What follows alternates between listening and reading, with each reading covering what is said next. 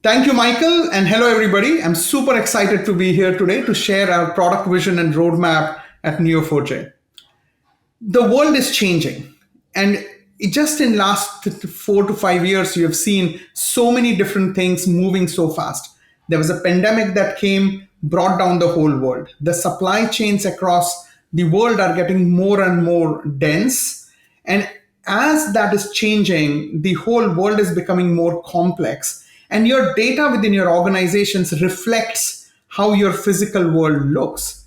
And every organization needs to go transform from just being collecting data or having tons of data, petabytes of data in some cases, to actually converting into insights and to knowledge.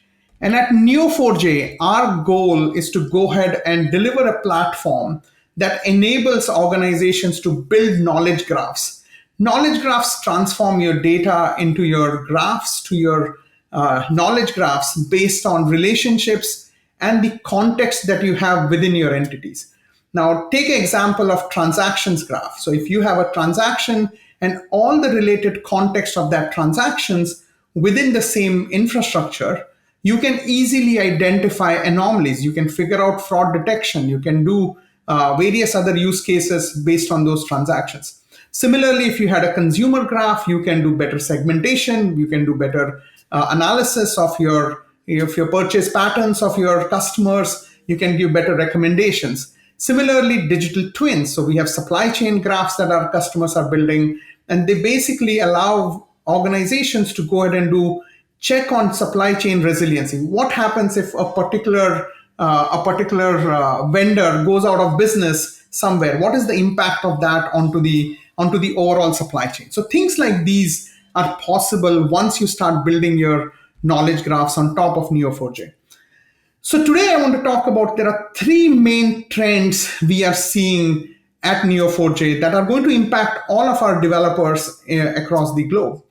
The first one is cloud, and cloud has become a norm for every organization. And in many cases, multi-cloud adoption is becoming the fundamental requirement at organizations.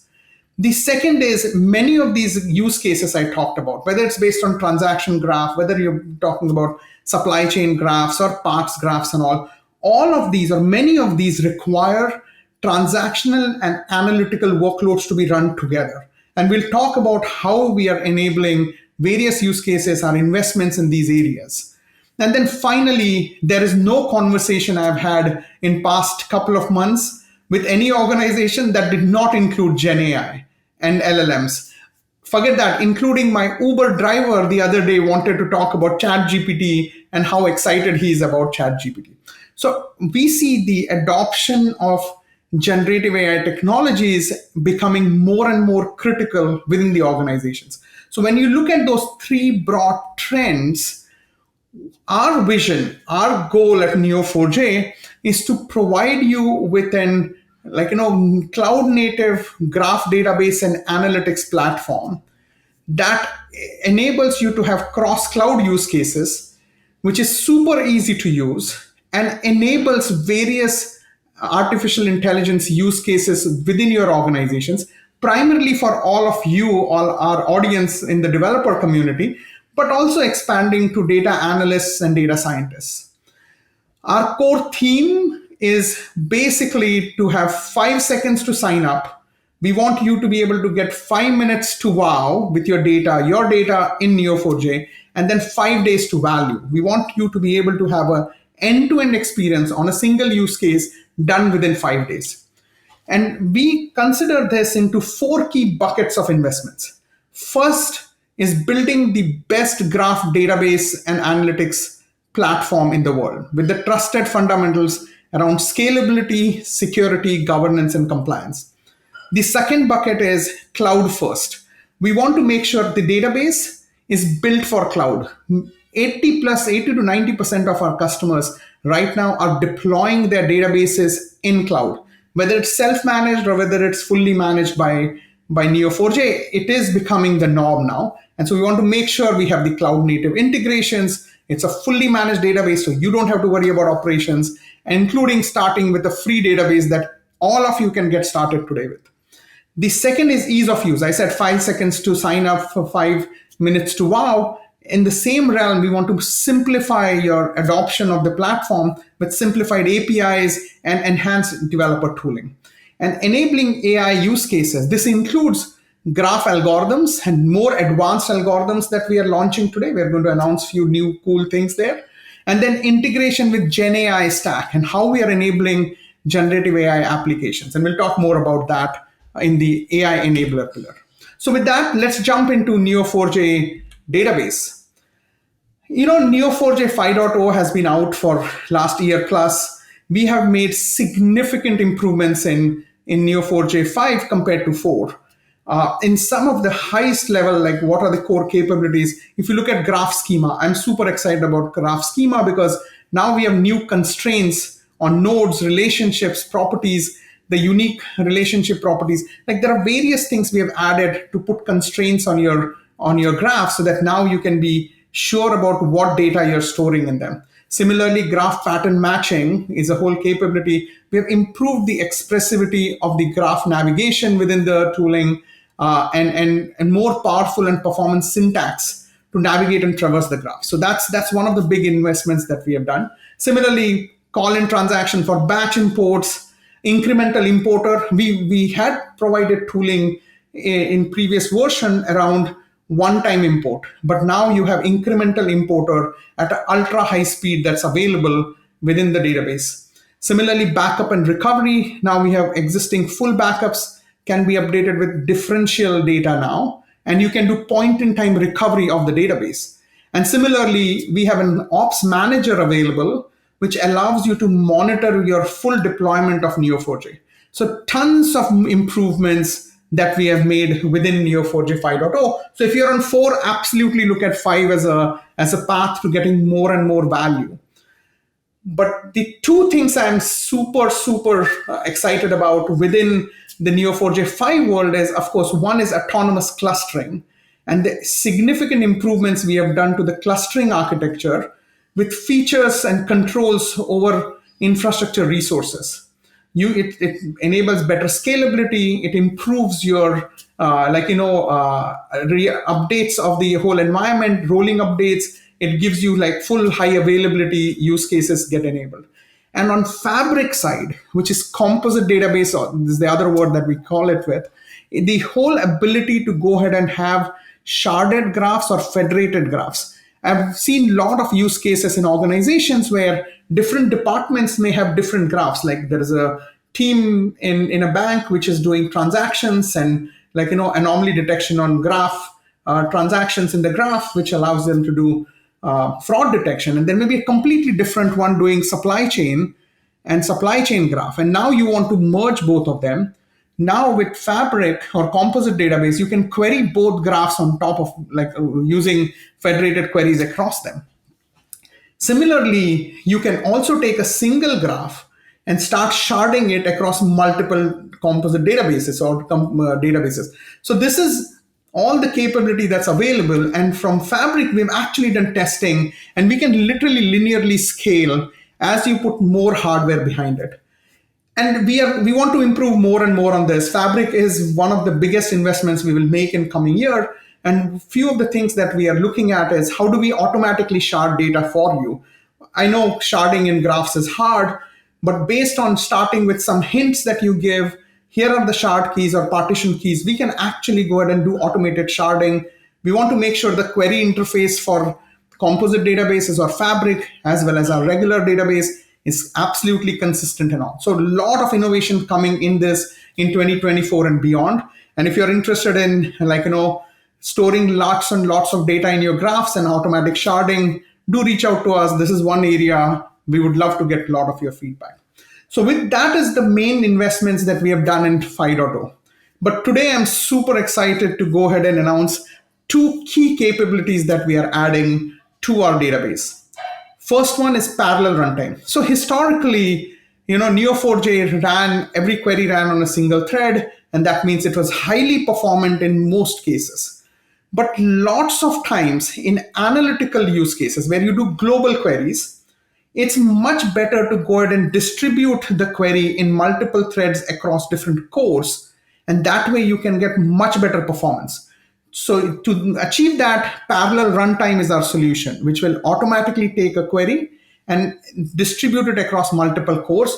And it allows you to run faster insights. It will enable you to have also transactional and analytical workloads running in parallel without having impact to each other. So you can have a read replica or read node that is available where you can go ahead and run like a highly parallelized analytical query now.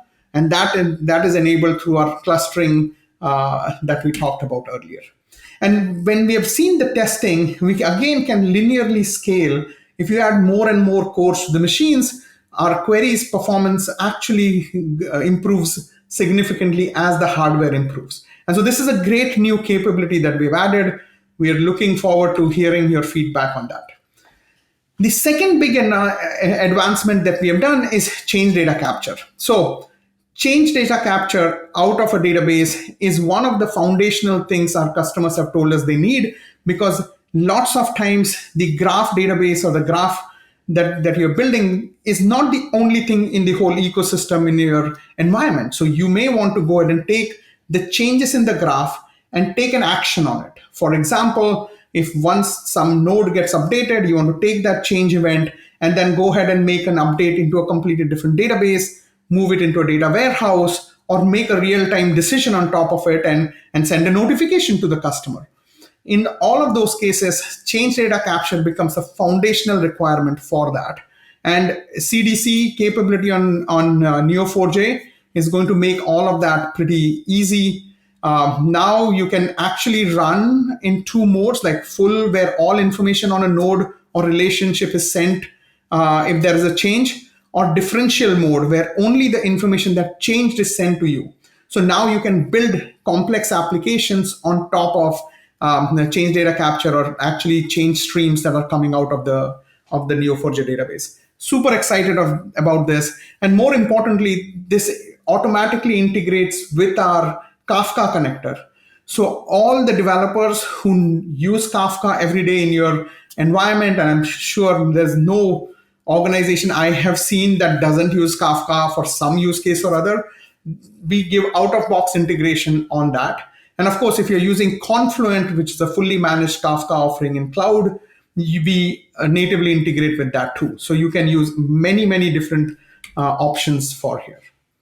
So those are the two big changes that we are announcing, or enhancements we are announcing today into our core database offering. The second category out of the database improvements is cloud. And we announced our Aura offering a few years back. Aura is our fully managed Neo4j 5.0 database, where developers can build applications and focus on that, and we take care of running the database. We give you an SLA. We will make sure it always is running. It's fast, it's flexible, it's reliable, and it's easy to use. And the free database that's available in Aura allows you to get started without any problems. Like you can sign up quickly and get your database and start playing with it. And when you are ready to graduate up, you can go to the professional version of the database, which gives you much better guarantees, more features and stuff like that. And over the year, our main focus has been to deliver the database offering on all three clouds. We have the enterprise offering now available in GCP, AWS, and Azure. Our professional edition is available along with free in GCP, and the AWS and Azure will be coming out with the professional edition pretty soon. And other thing that we are focused on is our enterprise readiness, like all the enterprise features from SOC 2 compliance, better DevOps, role-based access control, private link, customer managed encryption keys. That one is coming soon. Like we already are doing some EAP testing, and I think by Q4 you should have that available. So a lot of improvements in the core enterprise capabilities that we have. And finally, you can't be a cloud first database if you are not integrating with the cloud environment. And so our focus has been not just supporting different programming languages, but all the messaging and data processing platforms, whether it's Spark, whether it's Beam, whether it's Kafka, make sure those and all the products that are built on those technologies are supported. And then on data warehousing side, our data warehouse connector works with BigQuery, Snowflake, Redshift, Synapse, all the different products. And then finally, our BI connector is available that works with all the various BI tools. And we will continue improving this. You will see this as one of our focus areas going into next year. So that is the second area, right? We talked about the core database improvements, trusted fundamentals, cloud first. The third is self-service, ease of use. Uh, Over a period of last many years, we have focused on building tools for various different tasks that you may have, and we've built out a comprehensive set of tools in the self-service portfolio, from data importer, browser, Bloom, Ops Manager, GraphQL, and also in labs we have Neo Dash, which is one of the good tools used by a lot of folks. We are evaluating how do we graduate that into a full product, but that's some topic for some other time. But just in last year or so, we have made major enhancements to our user tools so that these are easier for you to use and improve your time to value and build your applications more easily. And the biggest improvement was on data import. Now you can model and load your first graph data from a CSV file. It's a good start. I won't say we have done with it. This is one area where we are going to invest heavily in 2024, especially bringing data from your relational data stores, data warehouses. We want to make it completely seamless for you. Bloom, I love Bloom. It's one of the best tools I've used in my life. Once you see your graph data in a visual form, it changes the world. And so we have done a lot of graph algorithm integration. Now you can just explore graph algorithms within Bloom. We have done time slicer and various improvements on that. Browser has become better, especially the favorites feature is completely revamped. It's a complete new capability that we've added. And then we are moving more towards a unified experience rather than 5 different tools. So you will see more and more of that unified experience for you all, so that you don't have to worry about jumping across different tools for different use cases. And then what's coming immediately is graph visualization library. Many customers have told us, especially all the developers tell us, hey, Bloom is great, but I'm a developer. I want to build a better visualization than Bloom. And having these libraries available to us would help us build more interactive applications. And that's what is the goal for visualization library. That should be coming out before end of this year for you all. And then, of course, better VS Code extensions are something we are looking at. And then from the API and the surface area perspective, the biggest improvement that we have done is in our Neo4j GraphQL library. It is low code API with GraphQL library and toolbox for you to build GraphQL based applications. It now generates roughly 1 billion queries in Aura, and it's pretty game changing. I think I'm super happy with what we have done with GraphQL, and we are only going to make it easier and easier to use GraphQL, especially with Aura going forward. And then simplified data drivers, this is an ongoing thing we have to continuously do, improve our drivers so that all of you can build even better applications and you get better performance and all. And we've simplified our API for the driver object, and we will continue doing that going forward in 2024. I want to simplify more of the driver interfaces, what all we do in drivers and all, and move a lot of the routing capabilities back into the service side and make them more thinner. And then finally, GDS now has a native Python client, allows you to go ahead and use various of the GDS algorithms directly from Python, and it becomes much easier for you to build applications around it. So then the final main topic that we have is AI enabler. Machine learning and AI is a big topic for every organization. And I have split it into 2 areas. One is graph data science and GenAI. Graph data science is one of our most unique capabilities. Just building a graph and traversing graph is not enough. You need to be able to answer complex questions. What is important? What is unusual? What's next? How do you find hidden relationships and all? And over a period of time, we have invested in more than 70 plus algorithms that we have added. We have this whole ability to have in-memory projection of that data from the graph database and then run the algorithms. And then we also have the vector embedding. So you can basically take any node and you can generate node embedding. So convert not just the entity, but all the relationships around it into a vector. and all the hype around vector databases now, you can actually do similarity searches in Neo4j. We have been able to do that for a very long time. And we want to continue investing in this area. And today, I'm super excited to announce the three new key capabilities that we have enabled.